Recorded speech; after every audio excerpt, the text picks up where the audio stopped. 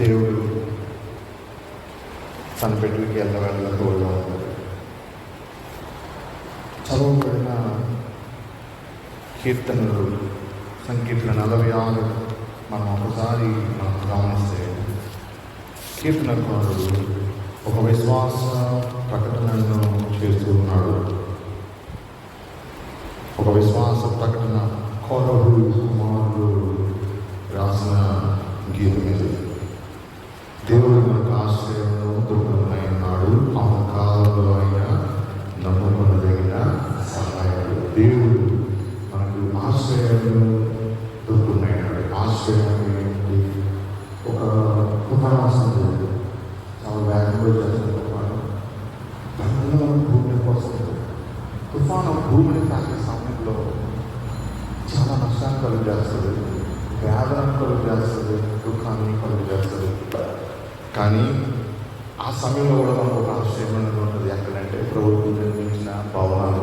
ఇప్పుడంటే మనకి డాబాలు, మేడలు అన్నీ వచ్చినాయి. మరి ఒకప్పుడు మేడలు కాదు కదా, పెంకిటిళ్ళు ఉండేవి. చాలామందికి పెద్ద పెద్ద లోగిళ్ళు ఉండేవి, గాలికి ఎగిరిపోతూ ఉండేవి కదా, పెంకులు కూడా ఎగిరిపోతూ ఉండేవి. తర్వాత కాలంలో దేవుడు అందరినీ ఆశ్రయించాడు, బిల్డింగ్స్ కట్టుకుంటున్నారు. తుఫాను కాదు, పెను తుఫాను వచ్చినా వారు నిర్మించుకున్న గృహాలు వారికి ఎలా ఉంటున్నాయంటే ఆశ్రయంగా ఉంటూ ఉన్నాయి. ఆపద అనేది వారికి తగలకుండా వారి గృహాలే వారికి ఒక ఆశ్రయంగా ఉన్నాయి. దుర్గం అనే మాట అంటున్నాడు. దుర్గం అంటే కోట గోడ అన్నమాట. చుట్టూ కోట గోడ ఉంటుంది. కోట గోడ చాలా హైట్ ఉంటుంది అన్నమాట. బురుజులు ఉంటాయి దాని మీద. ప్రియమైన సంగమం, శత్రువు ఆ దుర్గంలోనికి రాలేడు. అది దాటి రాగలిగితేనే అందులో ఉన్న వారిని నాశనపరచబడుతూ ఉంటాడు. కానీ దేవుడు ఎలా ఉంటాడంట, మనకి ఒక ఆశ్రయంగా ఉంటాడంట, ఒక దుర్గంగా ఉంటాడంట. ఆశ్రయము, దుర్గము. ఆపత్కాలంలో ఆయన నమ్ముకున్నదగిన సహాయకుడు. ఆపత్కాలం అంటాం, అది నమ్ముకున్నదగిన సహాయకుడు. ఎవరు మనకుంటారు? మనుషులు కాదు. ఎవరుంటారు మనకి తోడుగా? ఆపత్కాలంలో ప్రభువు మాత్రమే ఉంటాడు. ఈ లోకంలో నరుడు మనతో పాటు ఉండొచ్చు, కానీ ఆపద వచ్చిన సందర్భంలో దేవుడు మాత్రమే ఆ జీవితాన్ని నడిపిస్తూ ఉంటాడు. అటువంటి జీవితాన్ని ఈ రాత్రికాల సమయంలో మనం ధ్యానించుకోబోతున్నాం. ఆ వ్యక్తి ఎవరంటే యాకోబు. ఇసాకుకి పుట్టిన కుమారుడు. కౌల పిల్లల్లో రెండవ వాడు ఏశావు. యాకోబు ఏశావు నుంచి ఆశీర్వాదాలను దొంగిలించాడు. తండ్రిని మోసగించాడు, ఏశావును నీ పెద్ద కుమారుడిని అని. కానీ వాస్తవానికి దేవుడు ఏర్పాటు చేస్తున్నది యాకోబుని. జ్యేష్ఠత్వము, ఆశీర్వాదము. కానీ దేవుడు ఎవరినైతే ఎంచుకుంటాడో ఆ వ్యక్తి ద్వేషించబడుతూ ఉంటాడు. ఇప్పుడు యాకోబు కుమారుడు మనం చూస్తుంటే రూబెన్ ద్వేషుడు. అని రూబెన్ జ్యేష్ఠత్వాన్ని పోగొట్టుకున్నాడు కదా, యోధ పెద్దడైపోయాడు. ఎందుకంటే జ్యేష్ఠత్వాన్ని పోగొట్టుకున్నాడు. ప్రియమైన సంఘం, అందుకే యాకోబు గోత్రంలో యోధ సింహం లాంటిది అంటూ ఉంటారు. రాజు కూడా యోధ గోత్రంలో నుండి వస్తూ ఉన్నాడు. యాకోబుని దేవుడు ఆస్వాదిస్తూ ఉన్నాడు. ఎంతలాగా ఆస్వాదిస్తున్నాడంటే కష్ట సమయంలో దేవుడు ఒక ఆశ్రయంగా, దుర్గంగా ఉంటూ ఉన్నాడు. అన్న అతన్ని చంపాలనుకున్న సమయంలో తల్లి తండ్రితో మాట్లాడి అతన్ని పంపించి వేస్తుంది హారానికి. తన అన్నయ్య దగ్గరికి తన అన్న కుమార్తెను వివాహం చేసుకో అని చెప్పి పంపివేస్తూ ఉంది. ప్రియమైన సంగమ, ప్రాణ భయంతో యాకోబు పారిపోతూ ఉన్నాడు. ఇప్పుడు 10వ అధ్యాయం 28వ అధ్యాయం 10 వచ్చిన మనం చూస్తే ఒక మాట రాయబడుతుంది. యాకోబు బెయేర్షెబా నుండి బయలుదేరి హారాను వైపు వెళ్ళొచ్చు. బెయేర్షెబా అంటే పేరు అంటే బావి, శబ అంటే ప్రమాణం. అబ్రహాము తవ్వించిన బావి. ఆ దినాల్లో నీరు దొరకదు, కానీ అబ్రహాము ఎక్కడ తవ్వితే అక్కడ నీళ్ళు వచ్చేసేవి. ఇంకొకళ్ళు తవ్వితే నీళ్ళు వచ్చేవి కాదు. ప్రియమైన సంగమ, ఆ సమయంలో అబ్రహాము తవ్విన బావులు కూడా ఫిలిష్తీయులు దోచుకునేవారు. ఇస్సాకు తవ్విన బావులు కూడా ఫిలిష్తీయులు తీసేసుకునేవారు. గెరాలు ప్రజలు, ఆ ప్రాంత ప్రజలు. ప్రియమైన సంగమ, ఇప్పుడు ఆ బెయేర్షెబాలోనే ఇస్సాకు కాపురం ఉంటున్నాడు, యాకోబు అక్కడే కాపురం ఉన్నాడు, అబ్రహాము కూడా అక్కడే కాపురం ఉన్నాడు. బెయేర్షెబా ప్రమాణం చేశాడు దేవుడు అక్కడ అతనికి. ఆ బెయేర్షెబా నుండి బయలుదేరి హారాను వైపు వెళ్తున్నాడు. హారాను ఈ లోక వ్యాపార కేంద్రం. ఊరు అనే ప్రాంతం ఉంటుంది, ఇక్కడ ఉంటుంది ఊరు. ఊరు నుంచి, ఊరు అనేది కువైట్కి దగ్గరలో ఉంటుంది, కువైట్ బార్డర్లో ఉంటుంది ఊరు అనే ప్రాంతం. కువైట్ వెళ్ళినోడికి ఒకసారి గమనించగలుగుతారు, కువైట్కి చాలా దగ్గర ఉంటుంది ఊరు. ఊరు నుండి ఇలా స్ట్రైట్గా వచ్చేసి హారాన్ ఉంటుంది. హారాన్ నుంచి కిందకి వచ్చేసి ఏముంటుంది అక్కడ? ఇజ్రాయేల్ ప్రాంతం, ఖనాను ప్రాంతం, పేరు వాడుతూ ఉంటారు. ఐగుప్తు వరకు కూడా అదంతా పచ్చదనం అన్నమాట, పచ్చదనంలో కూడింది, మంచి పంటలు పండే ప్రాంతం అది. ప్రేమైన సంగమ హారాను వెళ్తున్నాడు. హారానులోనే అబ్రహాము తన తండ్రిని విడిచిపెట్టేశాడు, తన కుటుంబాన్ని, బంధువులు విడిచిపెట్టాడు, తన భార్యని అందరిని తీసుకుని బేర్షెబాకు వచ్చేసాడు, అక్కడ కాపుకున్నాడు. ఇప్పుడు అక్కడి నుంచి అబ్రహాము వారసుడు ఎక్కడికి వెళ్తున్నాడు? హారాను నుండి వెళ్తున్నాడు. హారాను ప్రేమైన సంగమ 11 రోజులు ఒక చోట చేరాడంట. ప్రొద్దుపుకినందున అక్కడ రాత్రి నిలిచిపోయి ఆ చోటి రాళ్ళలో ఒకటి తీసుకొని తనకు తలగడిగా చేసుకుని అక్కడ పండుకొని ఒక చోట చేరి ప్రొద్దుపుకినందున చీకటి పడిపోయింది. చీకటి పడిన తర్వాత ఆ రాత్రి నిలిచిపోయాడంట. రాత్రి అనేది సాదృశ్యంగా ఉంది. రాత్రి నిలిచిపోయి ఆ చోటి రాళ్ళలో ఒకటి తీసుకుని తనకు తలగడిగా చేసుకున్నాడు. తలగడిగా చేసుకుని నిద్రపోతూ ఉన్నాడు. 12వ వచనంలో అప్పుడు అతడు ఒక కళ కన్నాడంట. సినిమా దేవుని బిడ్డలకి కళలు ఊరికే మామూలుగా శరీరం అలసిపోతే కళలు వస్తూ ఉంటాయి, మామూలు అది. కానీ దేవుడు ఒక కళ ఇచ్చాడంటే ఇందులో ఇలా అర్థం ఉంటుంది. యాకోబు అలసిపోయి నిద్రపోతున్నాడు. ఇంకా ఈ మార్గంలోనే యేషోవా అంటే తన కుమారుడిని పంపాడంట. యాకోబుని దోచుకున్నారంటాడు. ఇస్సాకు అంటే తన కుమారుడికి యాకోబుకి విలువైన రాళ్ళు ఇచ్చాడంట, ఖరీదైన రాళ్ళు ఇచ్చాడంట, వజ్రాలతో కూడిన పంచాకింపు అంటారు కదా, అటువంటి ధనవంతుడు కాబట్టి ఇస్సాకు ఇచ్చాడు. కానీ మార్గంలో యాకోబుని వారు దోచుకున్నారంట. ఈ గ్రంథంలో అయితే, పరిశుద్ధ గ్రంథంలో ఆ మాట అయితే లేదు, కానీ వేరే ఒక గ్రంథంలో, యూదులకు సంబంధించిన ఒక గ్రంథంలో ఉంది. ప్రియమైన సంగమా, ఇప్పుడు ఒట్టి చేతితో మిగిలిపోయాడు, ఏమీ లేదు చేతిలో, నిద్రపోతూ ఉన్నాడు. కలగంటున్నాడు. ఇప్పుడు ఆ కళ ఏంటంటే 12వ వచనంలో అందులో ఒక నిచ్చెన భూమి మీద నింపుబడి. నిచ్చెన అనుకుంటున్నాం కానీ వాస్తవానికి నిచ్చెన కాదు, మెట్లు అన్నమాట. మెట్లు మనకి స్టెప్స్ ఉంటాయి మనం బిల్డింగ్ పైకి ఎక్కడానికి, ఆ విధమైన స్టెప్స్ అనమాట. ఊరు అనే ప్రాంతంలో జిగురత్ అనే టెంపుల్ ఒకటి ఉంటుంది, చంద్రుని ఆలయం అనమాట. ఇప్పుడు మీరు చూస్తే మెక్సికో లాంటి ప్రాంతాల్లో కొన్ని టెంపుల్స్ ఉంటూ ఉంటాయి. అనాగరిక ప్రజలు ఆ టెంపుల్స్ మీద ఎక్కడానికి స్టెప్స్ ఉంటూ ఉంటాయి, పైకి వెళ్ళి అక్కడ నరగోళ్ళు అనిపిస్తూ ఉండేవారు. అదే రీతిలో ఊరు అనే ప్రాంతంలో చంద్రుడికి వారు కట్టిన జిగురత్ అనే ఆలయంలో 4 వైపుల నుంచి కూడా మెట్లు ఉంటాయి, పైన విశాలమైన స్థలం ఉంటుంది, అక్కడ బలుడు అర్పిస్తూ ఉండేవారు. ప్రియమైన సంగమా, నరబలుడు కూడా అర్పించేవారు ఆ ప్రాంతంలో. మెట్లు దేనికి సాదృశ్యంగా ఉన్నాయంటే, మానవుడు క్రిందివాడు ఆ మెట్లు ఎక్కి దేవుని దగ్గరికి చేరాలి. అనాది కాలంలో అన్యులు ఆ రీతిగా కట్టేవారు. పైన దేవుడు ఉంటాడు, దేవుణ్ణి చేరుకోవాలి. ప్రియమైన సంగమా, దేవుణ్ణి చేరుకోవాలంటే ఏ మెట్లు ఎక్కాలి? ఇప్పుడు ప్రభు యాకోబుకి ఆ నిచ్చెన చూపిస్తున్నాడు. నిచ్చెన అంటే మెట్లు అనమాట. అక్కడ మూల భాషలో మనం చూస్తే, ప్రియమైన సంగమా, దాని కొన ఆకాశమునంటే, ఆకాశం అంటే శమయం అనే పదం ఉంటుంది. శమయం అంటే దేవుని అర్థం, ఆకాశం. పరలోకానికి కూడా ఆకాశం అనే పేరు. గ్రీకు భాషలో కూడా ఆకాశం అనే పదానికి పరలోకం అనే పేరు. పరలోకం అందుకనే ఒక కుమారుడు ఉంటాడు, చిన్న కుమారుడు ఏమంటాడంటే, తండ్రి నేను పరలోకంలో నీకు విరోధంగా పాపం చేసి పరలోకం అని అన్నాడు. ఎందుకంటే దేవుడిని ఉపయోగించలేదు, వాళ్ళకి భయం. చెరకు వెళ్ళిపోయిన తర్వాత దేవుడి పేరు ఉచ్చరించడానికి యూదులు భయపడేవారు. అందుకనే పరలోకమునకు వ్యతిరేకంగా చిన్న కుమారుడు పాపమానంలో మాట్లాడడానికి ప్రభు అక్కడ ప్రస్తావిస్తున్నాడు. పరలోకం అంటుందంట. ఎవరుంటారు అక్కడ? దేవుడు ఉంటారు. దాని మీద దేవదూతలు ఎక్కుచు దిగుచున్నారంట. వాళ్ళు దిగలేదు ముందు. ఆల్రెడీ వారు భూమి మీద ఉన్నారు. ఎక్కడ ఉన్నారు? యాకోబు వారు ఉన్నారు.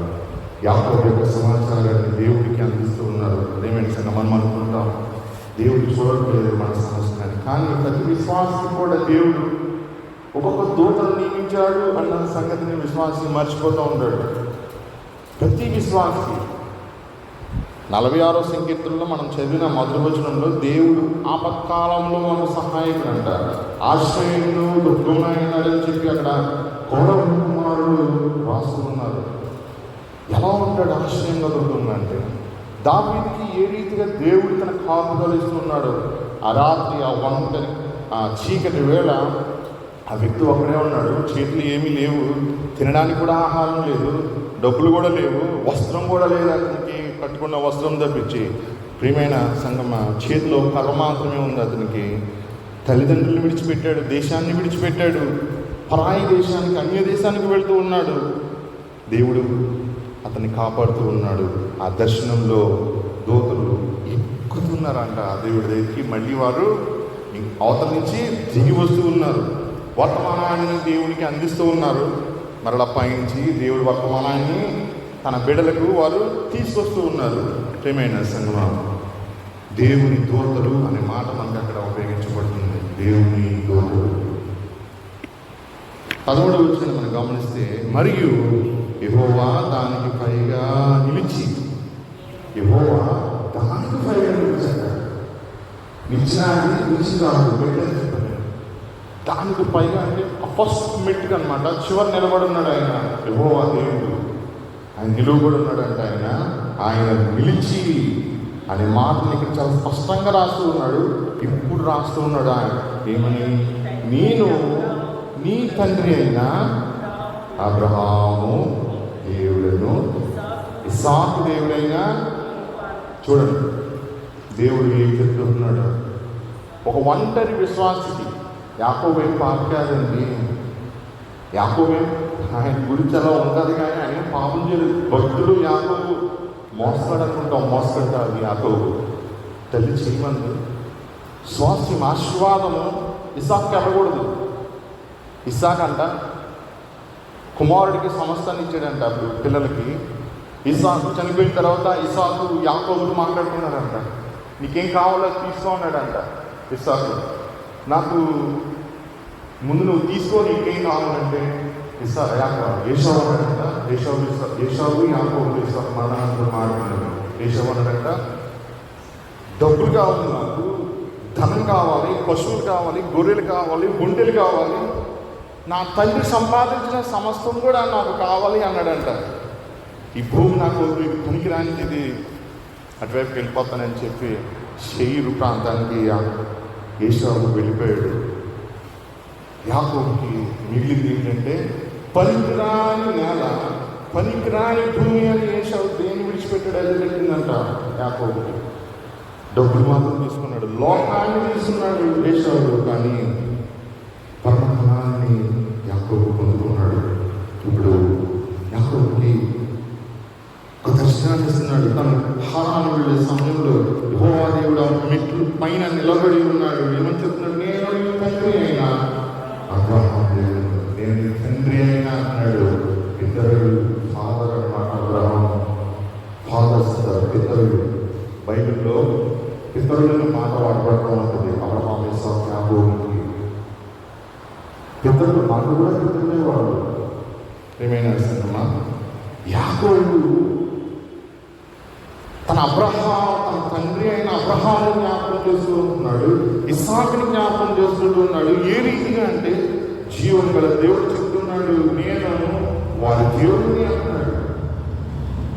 వారి దేవుడు ఎవరు? దేవుడు అబ్రహాము దేవుడు, ఇస్సాకు దేవుడు. ప్రియమైన సంగమా, మనకు కూడా తెలియదు. నా దేవుడు, నీ దేవుడు, నువ్వేం చెప్పుకుంటావు? నా దేవుడు అని చెప్పుకుంటావు. ప్రతి ఒక్కరికి కూడా దేవుడికి ఒక పేరు ఉండదు. వాళ్ళ వ్యక్తిగత జీవితంలో నా దేవుడు అని మా దేవుడు ఏదో పూజ చేస్తున్నాడు. నీ తండ్రి అయిన అబ్రహాం దేవుడును, ఇస్సాకు దేవుడైన యెహోవా, ఇస్సాకు దేవుడైన యెహోవా నీవు పలుకొని అన్న ఈ భూమిని నీకును నీ సంతానమునకును ఇచ్చాను. నీవు పండుకొని అన్న ఈ భూమిని, ఏ భూమిలో అయితే యాకోబు పడుకున్నాడు ఆ సమయంలో ఆ భూమిని ఇస్తానని చెప్పి దేవుడు వాగ్దానం చేస్తున్నాడు. ఎవరికి ఇస్తానంటున్నాడు? నీకు నీ సంతానానికి. అది దేవుడు వాగ్దానం చేసింది. ఇచ్చాను అంటున్నాడు. 14 రోజులు నీ సంతానం భూమి మీద లేకపోతే ఇసుక పడమడి తట్టును, తూర్పు తట్టును, ఉత్తరపు తట్టును, దక్షిణపు తట్టును వ్యాపించదు. భూమి యొక్క వంశములన్నీ నీ మూలంగాను నీ సంతానము మూలంగాను ఆశీర్వదించబడును. నీ మూలంగా, నీ సంతానం మూలంగా భూమి యొక్క వంశములన్నీ కూడా ఆశీర్వదించబడుతుంది. ఆశీర్వాదం ఎవరు వస్తుంది? నీ మూలంగా. నీ మూలం అనే పదాన్ని ఇక్కడ దేవుడు యాకోబుకి ఉపయోగిస్తూ ఉన్నాడు. అబ్రహాము ఆశీర్వాదం దేవుడు ఇస్సాకుకి ఇచ్చాడు. ఇస్సాకుకు ఇచ్చిన ఆశీర్వాదాన్ని ఏశావుకి ఇవ్వాలి. ఏశావుకు దేవుడు ఇవ్వట్లేదు. ఎవరికి ఇస్తున్నాడు? ఇక్కడ యాకోబుకి ఇస్తూ ఉన్నాడు. ప్రియమైన సంగమం, యాకోబు ఆ రాత్రి ఒక మర్మాన్ని తెలుసుకుంటూ ఉన్నాడు, గ్రహిస్తూ ఉన్నాడు.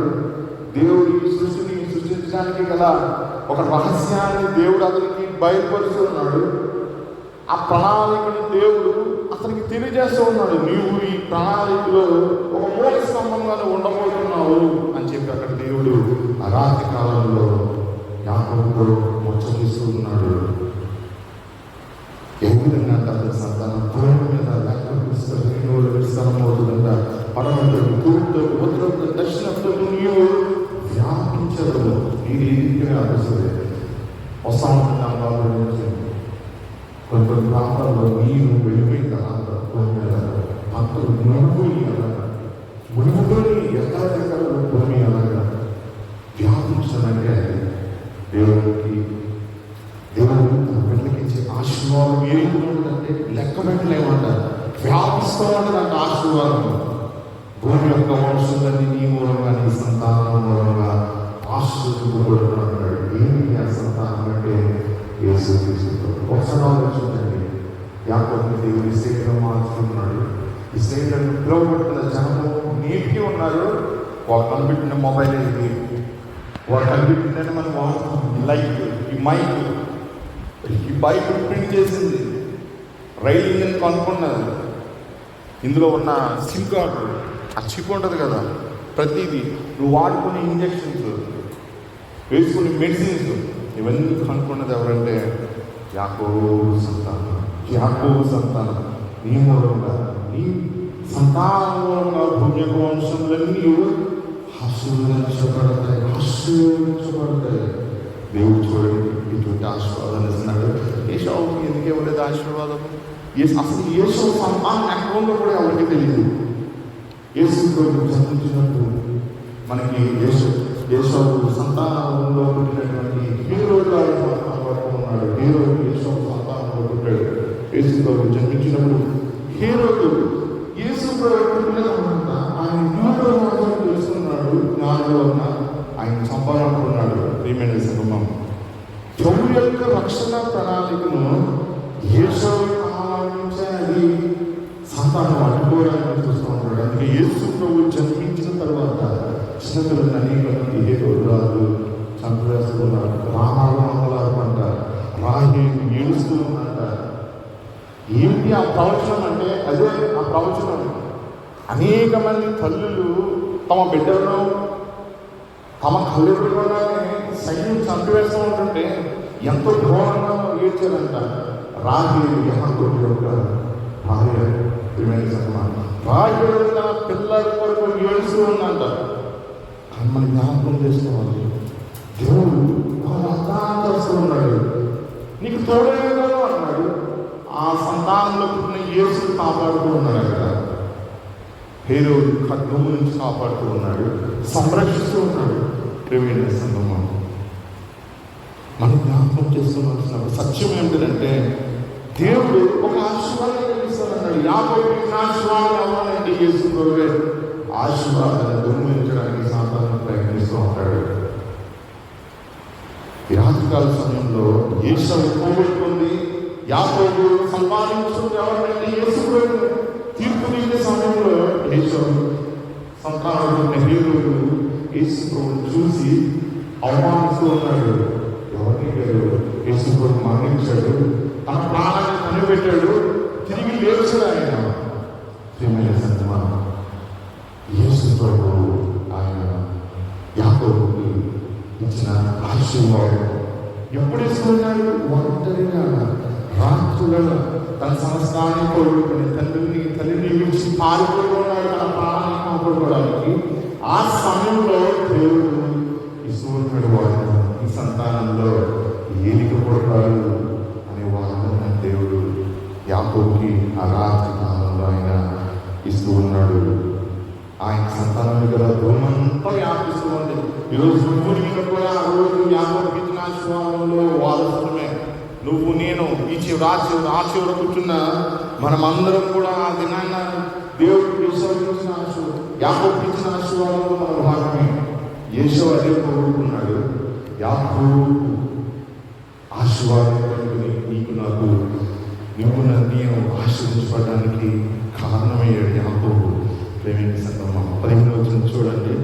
ఇదిగో నేను నీకు తోడయ్యండి, నీవు వెళ్ళు ప్రతి స్థలమందు నిన్ను కాపాడుచు ఈ దేశంలో నిన్ను మరలా రప్పించేదను, నేను నీతో చెప్పినది నెరవేర్చే వరకు నేను చెప్పగా ఒక వాగ్దానం చేస్తున్నాడు. నువ్వు సమస్తాన్ని కోరుకుని వెళ్ళిపోతూ ఉన్నావు, హారానికి వెళ్తూ ఉన్నావు నీ బంధువుల దగ్గరికి, నేను నీకు తోడయ్యిందని అంటున్నాడు. నువ్వు వెళ్ళు ప్రతి స్థలమందు నిన్ను కాపాడుతాను అన్నాడు. ప్రతి స్థలంలో ఎక్కడికి వెళ్ళినా సరే ప్రతి స్థలంలో నిన్ను కాపాడచ్చు, ఈ దేశంలో నిన్ను మరలా రప్పించున్నాను. యాకోబు దేశాన్ని విడిచి పరాయి దేశంలోకి వెళ్ళక ముందే దేవుడు వాగ్దానాన్ని ఇచ్చేస్తున్నాడు యాకోబుకి, నేను మరలా రప్పిస్తాను ఈ దేశానికి అని అంటూ ఉన్నాడు. నిన్ను కాపాడచ్చు, ఈ దేశంలో నిన్ను మరలా రప్పించదును అన్నాడు. నేను నీతో చెప్పినది నెరవేర్చే వరకు నేను నీతో చెప్పినది నెరవేర్చే వరకు అంటున్నాడు. వాగ్దానాన్ని నెరవేర్చే దేవుడు, వాగ్దానాన్ని నెరవేర్చింది దేవుడు. ఇప్పుడు దేవుడు యాకోబుని తిరిగి రప్పించాడు. యేషోవు 400 మంది వేసుకుని వెళ్ళాడు తన సహోదరులని. యాకోబు ఏమో భయపడిపోతూ ఉన్నాడు. నా సహోదరుడు వచ్చేస్తున్నాడు, ఎలా ఎదుర్కోవాలి, నన్ను నా భార్య బిడ్డని నా సంతానాన్ని హతమారుస్తాడు, ఎలాగా నేను భయపడేది. యాకోబుకున్న భయం అది. తర్వాత జైల్లో చూస్తే మనం గమనించవచ్చు, యాకోబు వేగపడ్డాడంట, ప్రసవ వేదన అంట. దాన్న ప్రియమైన సంగమా, దేవుడు యాకోబు కాపాడుతున్నాడు. యేషోవు వచ్చాడు, నడిపెట్టడానికి ముందు పెట్టుకున్నాడు అంట. అది దేవుడు ఆశీర్వాదం. నీ శత్రువు నీ దగ్గరికి వస్తున్నాడు, నీ ప్రాణం తీయడానికి నువ్వేం చేస్తావు? ప్రమాణం అప్పగించుంటావు, అది కౌగిలించుకుంటాడు. అది దేవుడికి దేవుడు ఇచ్చిన ఆశీర్వాదం ఉన్నది. ఎంత గొప్ప దేవుడు. హల్లెలూయా, హల్లెలూయా, హల్లెలూయా, హల్లెలూయా. నేను చూస్తున్న సంఘటన ఎక్స్పీరియన్స్ చేసింది కాబట్టి నేను చెప్పగలుగుతున్నాను. నేను ఎదురు చూస్తున్న ఆపద లేనే లేదు. నేను యేషోవుని జ్ఞాపకం చేస్తున్నాను. యాకోబుని ప్రియమైన సంగమా, ద్వేషాన్ని దేవుడు అక్కడ ప్రేమగా మార్చివేస్తున్నాడు. తన తమ్ముడిని చంపాలనుకున్నాడు యేషోవు.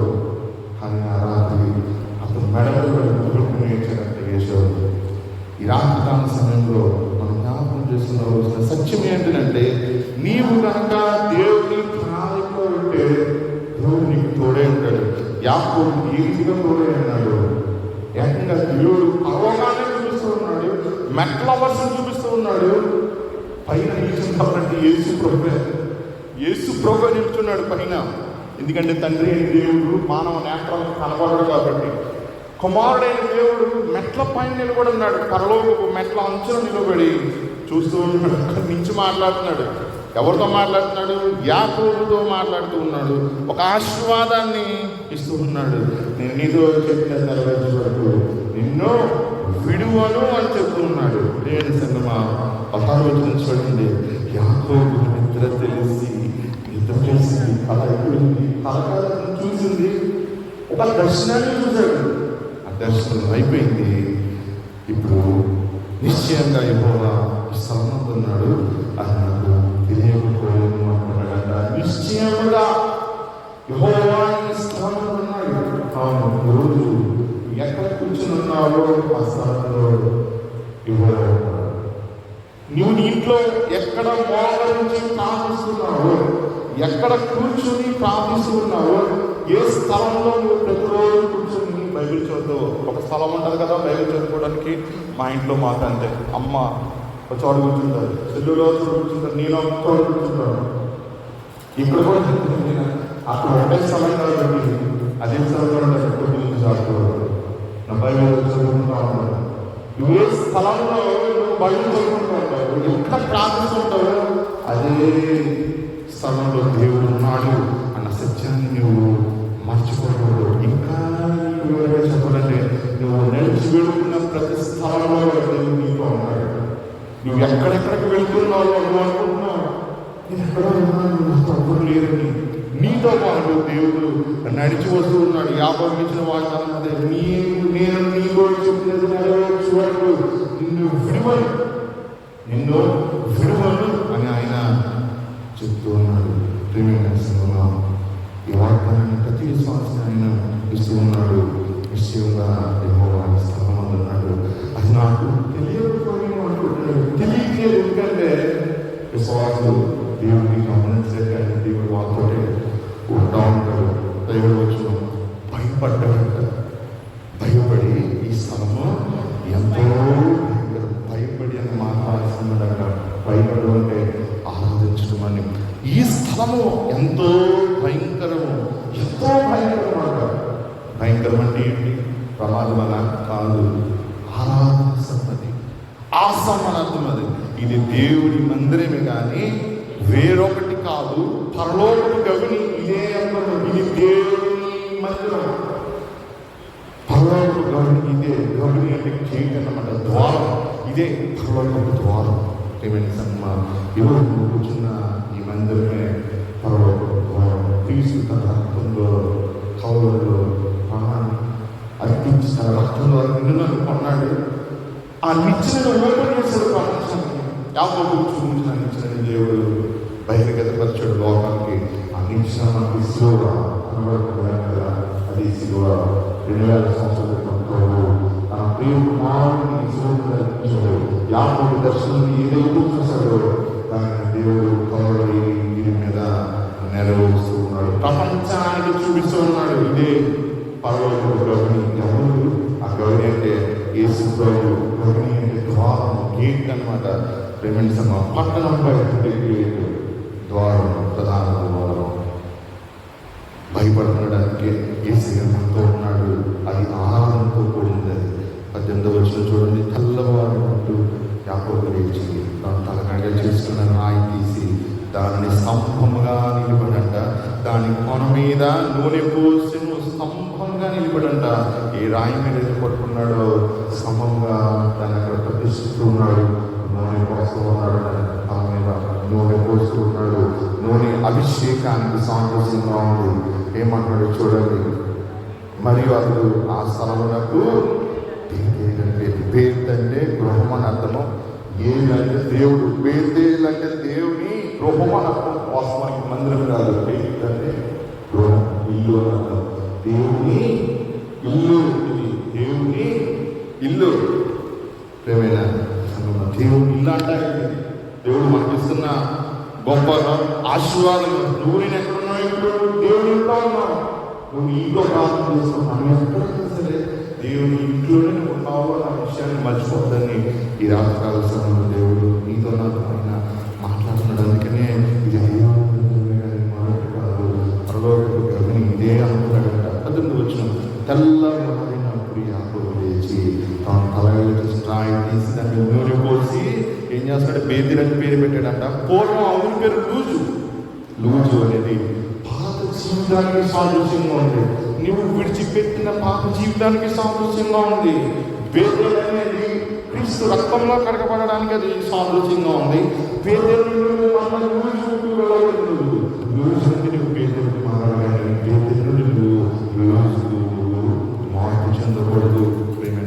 లూజు అనే పేరు పూర్వంలో బేతేలు యొక్క పాత పేరు. 20 అప్పుడు యాకోబు, నేను తిరిగి నా తండ్రి ఇంటికి క్షేమంగా వచ్చినట్లు దేవుడు నాకు తోడేయండి. నేను వెళుచున్న ఈ మార్గంలో నన్ను కాపాడి తిరుడుగా ఆహారంలో ధరించిన వర్షంలో నాకు దయచేసిన ఎడలా యెహోవా నాకు దేవుడు. ఒక ఆశ్చర్యకరమైన విషయం అండి. ఎంత చెప్పినా అర్థం కాదు. యాకోబుకి దేవుడు ఏమన్నాడు? నీకు తోడుగా ఉన్నాను అంటున్నాడు. ఎక్కడికి వెళ్ళి నిన్ను ఆశ్రయిస్తానని అంటున్నాడు.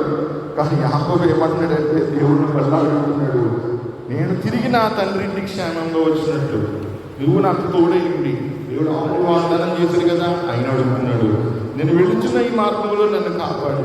వాగ్దానం చేశాడు కదా దేవుడు ప్రతిష్టాపన ఉంటానని. ఆయన మళ్ళీ అడుగుతున్నాడు. తిరుడుకు ఆహారం తినడానికి అడుగుతున్నాడండి యాకోబు. ధరించుకున్నట్టుకు వస్త్రములు నాకు దయచేసిన ఎడల. ఏసై ఉండగా మనకు పొదుగు ఏంటండి? యాకోబు అంత పెద్ద దర్శనాన్ని చూసి అంత పెద్ద వాగ్దానాన్ని పొందుకున్న అయ్యి అడుగుతున్నాడు. ఈసారి ఆహారం కొరకు, వస్త్రాల కొరకు అడుగుతూ అంటున్నాడు. ఇప్పుడు చూడండి, యాకోబు అంటున్నాడు, వస్త్రములు నాకు దయచేసిన ఎడల యెహోవా నాకు దేవుడు. ఏంటి అప్పుడు వరకు దేవుడు కాదా? యెహోవా యాకోబు దేవుడు కదా. ఏమన్నాడు? నేను నీ తండ్రి అయిన అబ్రహాము దేవుడు, నీ తండ్రి అయిన ఇస్సాకు దేవుడు అన్నాడు. మరి ఇక్కడ ఎందుకు అలా మాట్లాడుతున్నాడు? నువ్వు అన్ని దయచేస్తావు, అప్పుడు నాకు దేవుడు. మనం ఏంటి తెలుసా? అవిశ్వాసం. మనకి జరగాలి, జరిగితేనే నమ్ముతాం, లేకపోతే మన దేవుడు కాదు. యాకోబు ఆ సమయంలో కన్ఫ్యూజన్లో మాట్లాడడం పెట్టాలి. తెలియక మాట్లాడడం తెలియక పేతురు కూడా అంటే ఆ కొండ మీద ప్రభు యొక్క మహిమ దేహాన్ని, పరలోక స్వరూపాన్ని చూసినప్పుడు నేను మాట్లాడాలని తెలియక మాట్లాడడం తెలియక యాకోబు కూడా మాట్లాడుతూ ఉన్నాడు. చివరిగా 20 చూడండి. మరియు 22 స్తంభంగానే అన్నిటిని రాని దేవుని మందిరము. అప్పుడు దేవుని మందిరము అన్నాడు. మన ఆత్మీయ జీవితంలో ఎదగాలి. ఎదిగిన మాటలు మన నోటి నుంచి రావు. అంత గొప్ప మాట అనిపించినారు. మనం చేయాల్సిన దేవుని స్తుతించాలి, మనం మహిమపరచాలి. మరియు నీవు నాకు ఇచ్చిన యావత్తులో 10వ దృశ్యంగా నీకు చెల్లించాలన్నాడు. నీవు నాకు ఇచ్చిన ప్రతి దాంట్లో 10వ నీకు ఇచ్చేస్తాను అన్నాడు. దేవుడికి రమ్మన్నా డబ్బులు పొదువానికి ఆయన ఇస్తాను అన్నాడు కదా. ఆయన దేవుడికి మనకిస్తేనే దేవుడు పొందుతున్నాడా? ఒక ప్రశ్న ఈ రాజకాల సమయంలో దేవుడు నువ్వు చేస్తే నీకు ఇస్తాను అని. ఎంత అద్భుతమైన విషయం లేదు. నువ్వు నాకు ఈ కార్యం చేసి నీకు కార్యం ఇస్తాను, తప్పదు కదా అంటారు. నువ్వు చేయకుండా ఇచ్చేసిన చూడు అది విశ్వాసం. అంటే ఇప్పుడు మనం చూడండి ఒక మాట 46వ సంకీర్తన 5వ వచనంలో చూడండి. దేవుడు ఆ అన్నాడు, దానికి చలనం లేదు. అరుణోదయం దేవుడు దానికి సహాయం చేస్తున్నాడు. ఒక గొప్ప ఆశీర్వాదాన్ని దేవుడు ఇస్తూ ఉన్నాడు. అయినా విశ్వాసి దేవుడు తనలో ఉన్నాడనే సత్యాన్ని పట్టించుకోవడం లేదు. అరుణోదయం సూర్యోదయం ప్రతిరోజు దేవుడు సహాయం చేస్తున్నా మనం భోగ భాగ్యంలో ఆశిస్తున్నాం. ఆహారం వరకు, వస్త్రాల వరకు దేవుడు అనే అనుకుని ఈ రాత్రి కాలంలో మనకి ఆయన చెప్తున్నాడు. రోజున మాట చెప్తున్నాడు, నేనే దేవుడు అని తెలుసుకున్నది. అన్య జనులలో నేను భూమి మీద నేను మాట్లాడు. దేవుడు ఆయన మాత్రమే తెలుసమంటాడు. వాళ్ళు ఇంకో ఉంటాం, ఎంత మాత్రమే అనిపించిన ఇంకా నీకు ఉంటాం. ఏసైతే జవాబు ఏంటంటే, ఊరకుండి నేనే దేవుడు నేను తెలుసుకున్నది. అన్య జనులలో నేను మహోన్నతుడును, భూమి మీద నేను మహోన్నతుడును. సైన్యములకు అధిపతి యెహోవా మనకు తోడై ఉన్నాడు. యాకోబు దేవుడు మనకు ఆశ్రయించాడు. యాకోబుకి దేవుడు ఆర్థిక సమయంలో ఆశ్రయంగా మాట ఆశ్రయ కుమారుడు. సైన్యములకు అధిపతి యెహోవా మనకు తోడై ఉన్నాడు. యాకోబు దేవుడు ఆశ్రయిస్తున్నాడు. యాకోబుకి అబ్రహాము దేవుడు, ఇస్సాకు దేవుడు అన్నాడు. ఇక్కడ యాకోబు ఈరోజు దేవుడు